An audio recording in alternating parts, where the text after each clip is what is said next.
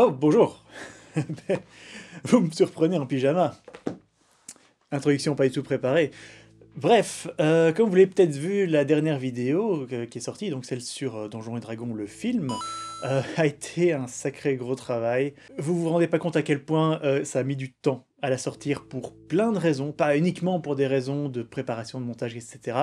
Bref, je me suis dit que j'allais faire une vidéo complètement opposée, vraiment à la cool, un vlog, comme j'ai plus fait depuis quelques temps, enfin, vraiment quelque chose d'assez sympa, entre nous, avec une promiscuité malsaine, hein, juste tout près, là. Donc, l'idée, comme vous l'avez déjà lu au titre de la vidéo, est de vous donner quelques conseils pour écrire votre scénario de jeu de rôle, et je pense que ce sont des conseils qui vont sérieusement aider certaines personnes, certains jeunes maîtres de jeu. Les nouveaux MJ ont toujours un petit peu de mal, j'ai l'impression, à aborder un scénario, d'approcher le concept de créer une histoire qui va tenir la route et que les joueurs ne vont pas détruire en 2 secondes. Ce que je vais vous expliquer est une façon d'écrire un scénario de jeu de rôle qui est ma façon préférée, mais ce n'est pas la seule façon. Il y a d'autres manières d'écrire un scénario de jeu de rôle, mais moi, cette manière, c'est celle que j'utilise depuis toujours, et c'est la manière que je préfère et que j'utilise le plus souvent. Et pour que vous puissiez avoir vraiment une idée du résultat final, eh bien justement, cette manière d'écrire un scénario, c'est celle que j'ai utilisée pour Maître et Conjuré. Donc vous avez probablement déjà vu les vidéos sur la chaîne Zone Geek dans les histoires au coin des 20, les 2 premiers scénarios de Maître et Conjuré, et le 3e est bientôt fini au moment...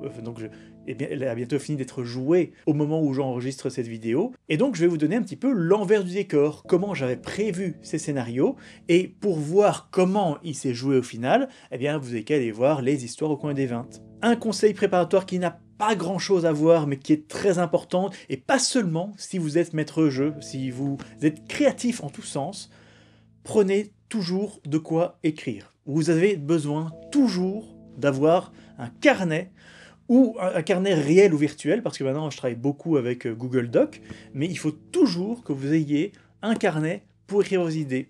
Mettre les choses sur le papier, si vous êtes vraiment un enfant du 21e siècle, mettre ça sur votre téléphone portable, ça peut marcher aussi. Mais il faut toujours... Moi, de temps en temps, je suis en train de travailler, et au milieu de la journée, je vais me dire, tiens, ça c'est une bonne idée. Je le note. Je regarde un film, tiens, ça je reprendrai bien dans un de mes scénarios. Je le note. Et au final, avec toutes ces notes, parfois, on va construire un très bon scénario. Ça, c'était une petite note préparatoire qu'on a déjà dit et redit. Mais venons-en plutôt au cœur du sujet. Ma façon d'écrire un scénario en pyjama, vous n'êtes pas obligé d'être en pyjama, mais c'est une idée comme une autre. Pour moi, cette méthode d'écriture de scénario est à diviser en 5 étapes, en 5 points. L'idée, le contexte, les personnages, les événements et l'improvisation. 5 points. Et vous allez voir qu'une fois que j'ai commencé à expliquer, tout ça coule de source. C'est juste quelques petites habitudes à prendre. Avant tout, pour le premier point, l'idée. L'idée, c'est très simple. C'est le pitch. C'est comme le pitch d'un film. C'est en une petite phrase, quel est le centre de votre scénario? Qu'est-ce qui est le cœur autour duquel vous allez construire ce scénario? Et cette idée, elle peut être incroyablement simple. Ça peut être, les joueurs arrivent dans un donjon, et à la fin de ce donjon, ils vont combattre un minotaure. Ça, c'est une idée. C'est une idée super basique. Un scénario ne doit pas toujours être compliqué. À l'opposé, l'idée pourrait très bien être, les joueurs vont être mêlés à un problème entre la police et la mafia, et les 2 groupes vont manipuler les PJ pour les mettre contre le groupe opposé. Alors pour donner ça c'est vraiment des trucs que je sors de mon cul, pour donner des exemples plus concrets, les 2 premiers scénarios de Maître et Conjuré. Le premier scénario, l'idée est très simple, les joueurs doivent rattraper un servant conjuré qui s'est rebellé et le tuer. Ça c'est le cœur autour duquel j'ai construit le premier scénario. Et pourtant, le plus gros événement n'était pas ce truc-là, mais c'est autour de cette idée-là que j'ai construit le reste. Deuxième scénario, l'idée était une exposition des sciences magiques où quelqu'un vient faire une présentation sur une nouvelle technologie et comme c'est mal vu, les joueurs doivent protéger cette personne. Ça, c'était l'idée de base, le cœur du deuxième scénario. Ensuite, une fois que vous avez votre idée, vous allez commencer à construire ce qui est le plus important, qui est le contexte. Et le contexte, c'est plein de choses. Ce sont des lieux, ce sont des ambiances, ce sont des contextes historiques, ce sont des tensions, ce sont des factions. Qui, quoi, quand, pourquoi, tout ça autour de cette idée centrale. À nouveau, je vais reprendre mes scénarios de Maître et Conjuré. Le premier scénario, le contexte, je me suis dit, voilà, ça va se passer à la limite du pays, puisque le personnage qui poursuivent était en train d'essayer de sortir du pays.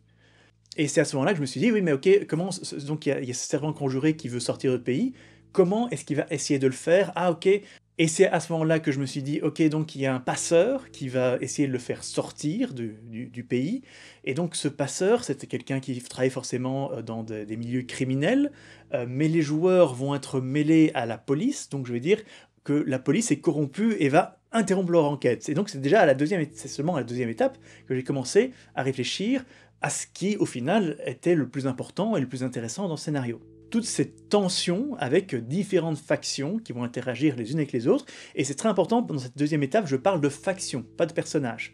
Je me suis dit, il y a la police, ok, c'est la police, il y a le passeur et toute son espèce de gang autour, il y a les entre guillemets gentils, les militaires pour lesquels les joueurs sont censés travailler, et il y a aussi les Kuznets, le quartier Kuznets, où les joueurs vont être mêlés à tout ça, parce que j'avais prévu que la police corrompue allait dire que c'était les méchants Kuznets dans leur sale quartier, qui ont certainement fait ce coup-là, qui ont certainement essayé d'aider la servante conjurée rebelle à s'enfuir. Deuxième scénario, autour de ce concept d'exposition, je me suis dit, oui, mais ok, et là j'ai pris une de mes notes, c'était les Aéthers impériaux, donc cette espèce de créature éthérée tentaculaire, et je me suis dit, ok, c'est une bonne occasion de mettre l'une de leurs motivations, de les présenter aux joueurs d'une certaine façon, pour que ce soit à nouveau des factions qui interagissent l'une contre l'autre, avec les joueurs, contre les joueurs. Donc je me suis dit, voilà, il faut une, entre guillemets, faction d'Aéthers impériaux, bien qu'ici c'était plutôt un personnage, ça ce sera le point d'après. Et autour de ça, je me suis dit, voilà, comment vont interagir le scientifique qui vient faire la présentation, les gens qui n'aiment pas l'idée de cette présentation, l'exposition, les exposants eux-mêmes, les gens qui veulent aider cette personne à faire une présentation. Donc j'ai commencé à créer des factions. Et donc évidemment ici, il y a les Aéthers impériaux, enfin dans ce cas-ci, l'Aéthers impériaux qui agit pour son propre chef. Et voilà, donc tout ça commence à se mélanger, je commençais à créer un contexte. Ici, j'ai décidé de rester dans la même ville, mais ça pourrait très bien être une autre ville. Donc c'est des lieux, c'est une ambiance, c'est une idée. Qu'est-ce qui va vraiment être le moteur au scénario? Donc je retire ce que j'ai dit, le contexte n'est pas le moteur au scénario, le contexte est le terrain où se joue le scénario.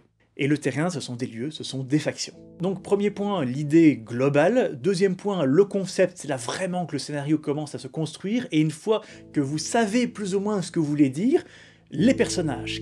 Qui va interagir avec les joueurs? Les joueurs ne vont pas interagir avec des factions, ils vont interagir avec des personnages de ces factions. Et là, il faut commencer à se graisser les pattes et donner quelques caractéristiques à ces personnages et des personnalités, bien entendu. Ce sont des personnages, ils ont besoin de personnalités. Et moi, quand j'écris les personnages, je note juste quelques points, quelques descriptions physiques. Ok, il est gros, il a des moustaches, il est irascible, il est colérique.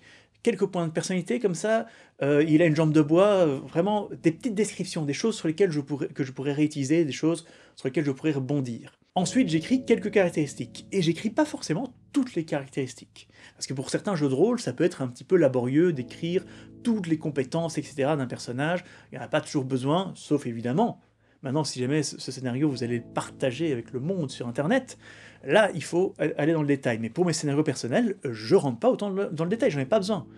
J'écris les caractéristiques complètes pour les personnages avec lesquels les joueurs vont interagir le plus, surtout en termes de combat. Si jamais je sais qu'il va y avoir un combat contre tel personnage, j'ai besoin de savoir avec quoi il va se battre, comment il va se battre, est-ce qu'il sait se battre, est-ce qu'il va lancer des sorts, etc., etc.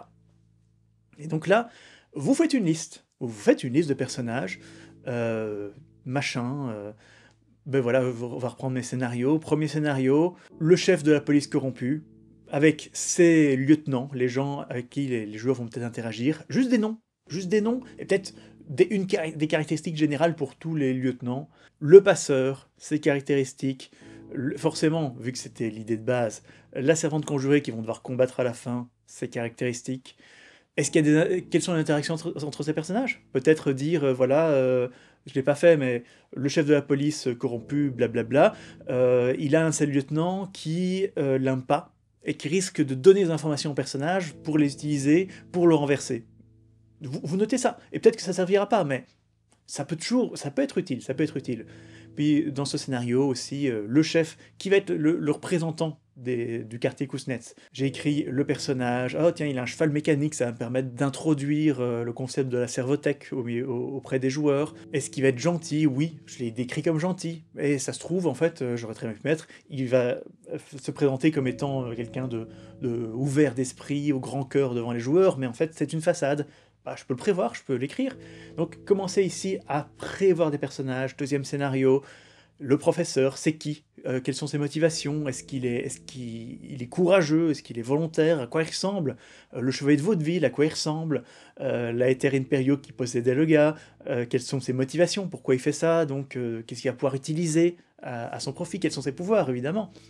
Il y a la fille Annabelle, quelles sont ses motivations, quelques caractéristiques, et commencer aussi les personnages. Moi, il y en a plein que j'improvise après. Je me rends compte, tiens, ici, il faut un personnage pour représenter tel lieu, telle faction.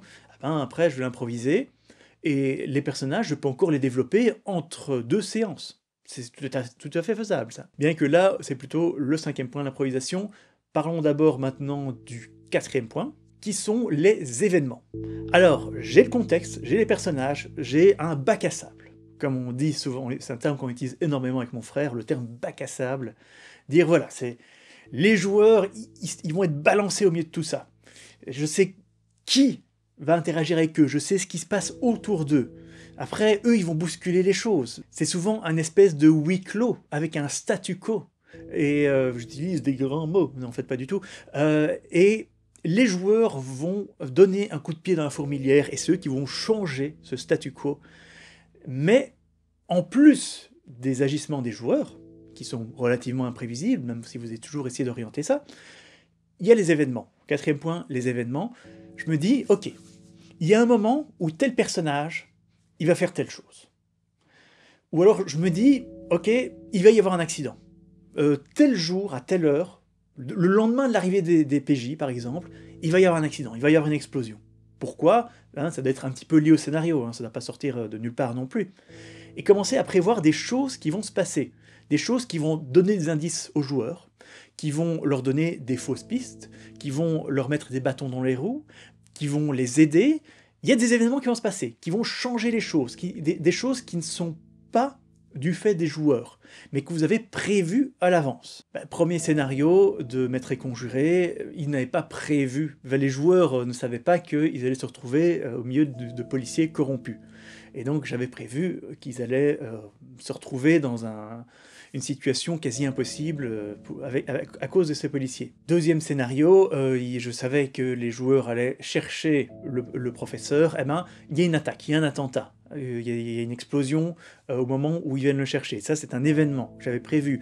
Autre événement, j'avais prévu qu'il y aurait d'autres attentats. Presque tous les événements ici étaient des attentats. Une chose que j'avais prévue, que j'avais écrit, ils allaient retrouver à la fin le professeur qui fait une crise cardiaque. Et c'est ça qui va les mener à vraiment avoir la révélation concernant l'identité du chevalier de vaudeville. Donc prévoir des choses qui vont se passer, et vous n'êtes pas obligé de dater ces événements. C'est pas forcément à minuit il va se passer ça. Ça peut être simplement un moment du scénario, donc vous choisirez le moment propice, il va se passer ça. Et le 5e point, vous le voyez venir, c'est l'improvisation. Parce que tout ce que vous prévoyez, les joueurs vont pas faire exactement ce que vous avez prévu. Les joueurs ne vont pas faire ce que vous avez prévu, ils vont faire leur propre truc. Et donc, il y a peut-être certains événements qui vont ne pas être vraiment applicables, ou qui vont arriver à un autre moment, ou peut-être qu'ils vont arriver qu'à moitié. Peut-être qu'il y avait un attentat que j'avais prévu, mais les joueurs, ils ont bien joué, ils l'ont déjoué avant que l'attentat arrive. Pourquoi pas? Pourquoi pas? C'est une bonne chose. L'improvisation, c'est ultra important, il faut savoir rebondir, il faut savoir en permanence réécrire son scénario, sans le corrompre. C'est pas parce que au milieu du scénario, les joueurs soupçonnent telle personne et que c'est la bonne, que je vais me dire, c'est trop facile ça. Non, en fait, on va changer, je vais changer mon scénario, la bonne personne, le bon coupable, eh bien c'était un autre. Non, ça c'est une très mauvaise idée, ça se fait pas, ça se fait pas. Si les joueurs ont bien joué, ont été intelligents, ont bien suivi aux indices, il faut les récompenser. Ça, il y a peut-être une surprise qui va disparaître. Eh ben, c'est pas grave. Ça fait partie du jeu de rôle, ça fait partie de l'improvisation, ça fait partie d'être un bon maître de jeu, de récompenser les joueurs quand ils suivent bien le scénario. Bon, maintenant, si les joueurs ont fait un truc complètement débile qui a foutu en l'air le scénario, parce que tel personnage devait faire quelque chose de très important, et que les joueurs, ils l'ont tué alors qu'ils n'avaient aucune raison de le tuer, dans ce cas-là, il y a peut-être des choses qui vont changer. Il y a peut-être quelqu'un d'autre qui va provoquer cet événement. Un autre personnage, un nouveau personnage, ou peut-être que cet événement va pas se produire et c'est pas très grave. Il y a de l'improvisation, il y a peut-être des choses quand même que vous pouvez changer, à condition que ça ne soit pas vraiment une trahison de vos joueurs. Et dans l'improvisation, c'est très important, c'est que on travaille en séance. En général, nous, on fait des séances de 3 voire 4 heures, bien que c'est de plus en plus difficile. Eh bien, entre les séances, je prévois de nouvelles choses par rapport aux actions des joueurs. Le premier scénario de Maître et Conjuré, pour moi, est un bon exemple de ça. J'avais ce contexte, les joueurs commençaient un petit peu à pédaler à la fin de la première séance. Début de deuxième séance, ils se font piéger par la police corrompue. Ça leur a remis un coup de boost, parce qu'ils se sont dit, ok, là on est retourné dans le scénario, on est reparti, il va falloir qu'on règle ça. À la fin de la deuxième séance, ils avaient vraiment l'impression que tout allait se passer exactement comme ils le prévoyaient maintenant. Ils se sont dit, ok, bon ben voilà, maintenant on travaille avec la police corrompue, ah ben ils vont nous aider à faire l'embuscade, ils connaissent le passeur et tout, bon ben... Voilà, on va suivre le truc et c'est tout. Début de la troisième séance, eh bien là je leur dis, eh bien non, le passeur il veut pas vous aider, parce que ça va pas être bon pour sa réputation, il va falloir maintenant le convaincre. Paf, j'ai rajouté un élément. C'est quelque chose qui était plus ou moins prévu dans le scénario, mais pas exactement comme ça, et donc, paf, je le mets là, et ça remis un petit coup de boost au scénario, un petit coup de boost aux joueurs qui disent, ok, rien n'est acquis. Ça c'est très important, rien n'est jamais acquis. Même si les joueurs sont là, ok, on a tout compris, le coupable c'est lui, il a utilisé telle arme, c'était le colonel Moutarde avec le chandelier dans la salle de bain, eh bien c'est le moment où vous pouvez un petit peu remélanger les cartes et vous dire, ben voilà, mais après votre enquête, vous vous rendez compte quand même qu'il n'y avait pas de chandelier dans cette pièce, donc c'est quand même étrange. Ou plutôt, comment ce chandelier s'est retrouvé dans cette salle de bain, c'est quand même assez bizarre. Et donc il leur dire, voilà, il vous manque encore une pièce du puzzle, et hop, vous les relancez. Vous leur redonnez un petit peu une nouvelle motivation. Et voilà, en fait là vous avez tout ce qui m'a permis de construire ces scénarios et plein d'autres scénarios. Et si jamais vous allez voir les scénarios que j'ai partagés pour le système des critiques, je dirais que celui qui se rapproche le plus de ça, c'est celui qui s'appelle La Chute des Cieux. Parce que là, il y a un contexte, il y a des personnages, il y a une idée de base, bien entendu, il y a des événements que j'ai décrits, qui vont se passer. L'improvisation, je peux pas l'écrire, forcément, mais que je donne des pistes, je dis, voilà, si les joueurs réagissent de telle manière, vous pouvez peut-être faire ça, ça, ça. Donc si jamais vous voulez voir un exemple de scénario que j'ai partagé, où j'ai utilisé cette méthode, il y a celui-là, c'est La Chute des Cieux. Et ce n'est pas le cas, par exemple, du scénario le feu et l'eau, parce que là, c'est vraiment un jeu de pistes, le feu et l'eau. C'est les joueurs avancent, il se passe ça. Les joueurs avancent, il se passe ça. Les joueurs avancent, il se passe ça.